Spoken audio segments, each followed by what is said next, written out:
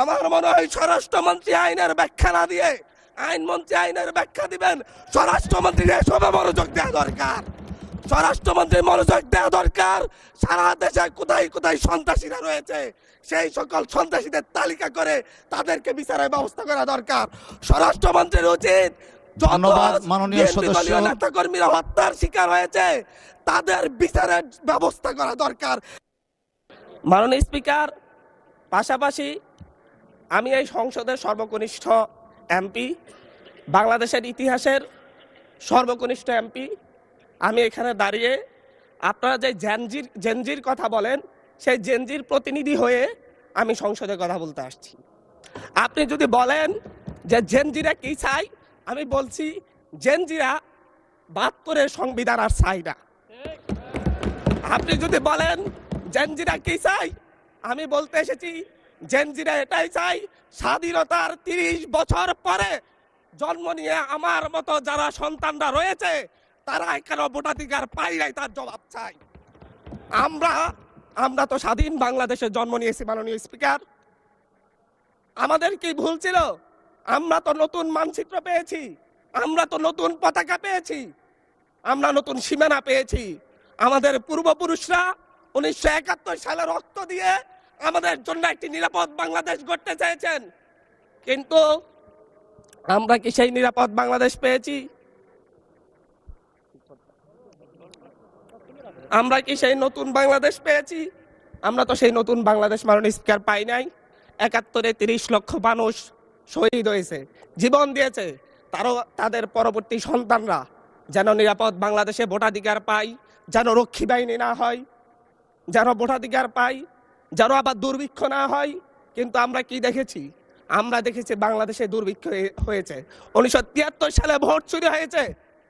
আমরা দেখেছি তার পরবর্তী সময়ে শহীদ প্রেসিডেন্ট জিয়াউর রহমান বাংলাদেশকে অর্থনৈতিকভাবে, রাজনৈতিকভাবে, গণতান্ত্রিকভাবে বাংলাদেশকে পুনরুদ্ধার করার জন্য উনি অটল ভূমিকা রেখেছেন।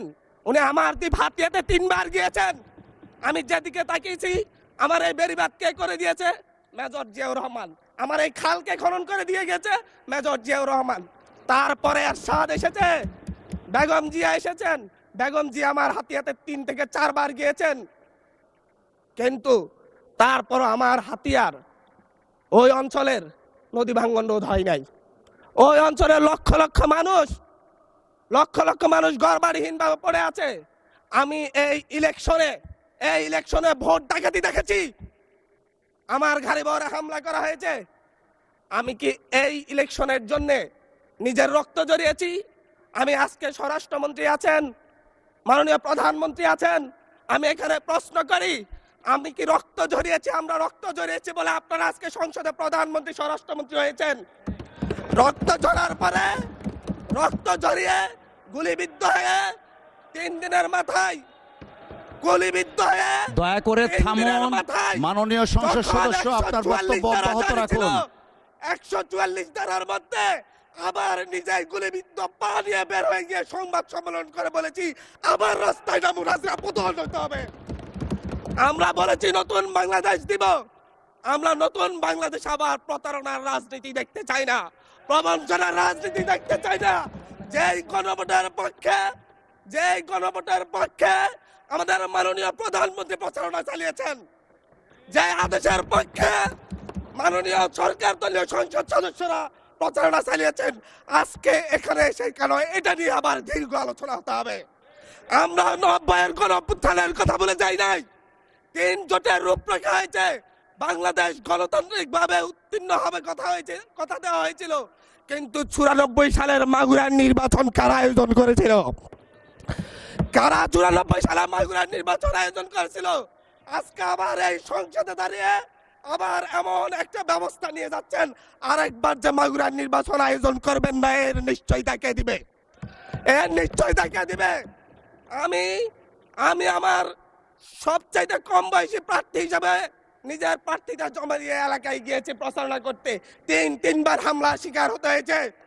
আমি সংসদ সদস্য হিসেবে এলাকায় গিয়েছি, সেই জায়গায় আমার উপর হামলা করেছে, সরাসরি ভিডিওতে দেখা গিয়েছে। অস্ত্র নিয়ে, দেশীয় অস্ত্র নিয়ে আমাকে কোপাতে আসা হয়েছে। তারা কারা? ওরা তো তারাই যাদের প্রত্যেকের হাতে বিএনপি দলীয় নেতা কর্মীদের রক্ত লেগে আছে, প্রাণ লেগে আছে, এই বিশ্বাসঘাতকতা মাননীয় স্পিকার, এই রাষ্ট্র আর সইবে না। আপনারাও সইতে পারবেন না। বিশ্বাসঘাতকতার মূল্য এই দেশে আবার দিতে হবে আপনাদেরকে। আপনারা যারা আপনাদের ভাইদের রক্ত জড়িয়েছে, খুন করেছে, খুনের মামলা আছে, তাদেরকে আবার পুনর্বাসিত করে আমাদেরকে খুন করার জন্য লেলিয়ে দিচ্ছেন। চট্টগ্রাম থেকে এক সাংগঠনিক নেতাকে পাঠিয়েছে অস্ত্র সহ আমাদের লোকজনের উপর হামলা করতে। ভোটের দিন সকালবেলা থেকে প্রত্যেকটা ভোট কেন্দ্রে অস্ত্র দিয়ে মহড়া দিয়েছে। 30টা ভোট কেন্দ্রে এনসিপির প্রার্থী, বিএনপি দুজন বিদ্রোহী প্রার্থী সহ কারো এজেন্টকে ঢুকতে দেওয়া হয় নাই। এটার জন্য কি আমরা আমাদের রক্ত জড়িয়েছি? মাননীয় স্পিকার, ইলেকশনের একদিন পরে আমাকে আর 1 মিনিট বাড়িয়ে দিবেন মাননীয় স্পিকার, 1টা মিনিট। মাননীয় স্পিকার, ইলেকশনের পর দিন এক নারী অভিযোগ করেছেন, এক নিরীহ নারী, ওনাকে ধর্ষণ করা হয়েছে শুধুমাত্র শাপলাগুড়িতে ভোট দেওয়ার কারণে। 1 ঘন্টার মধ্যে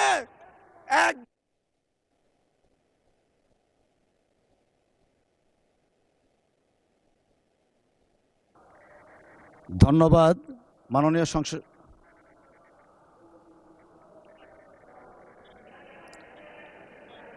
আচ্ছা ঠিক আছে, 1 মিনিটের মধ্যে সংক্ষিপ্ত শেষ করবেন, 1 মিনিট।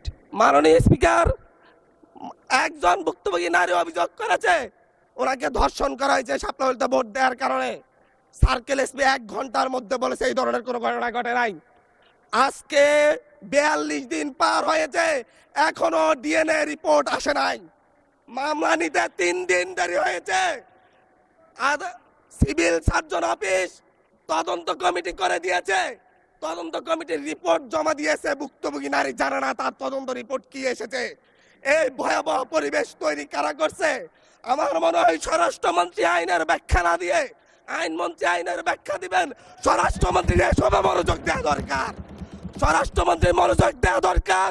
সারা দেশে কোথায় কোথায় সন্ত্রাসীরা রয়েছে সেই সকল সন্ত্রাসীদের তালিকা করে তাদেরকে বিচারের ব্যবস্থা করা দরকার। স্বরাষ্ট্রমন্ত্রীর উচিত ধন্যবাদ মাননীয় সদস্য। নেতা কর্মীরা হত্যার শিকার হয়েছে তাদের বিচারের ব্যবস্থা করা দরকার। ধন্যবাদ মাননীয় সদস্য।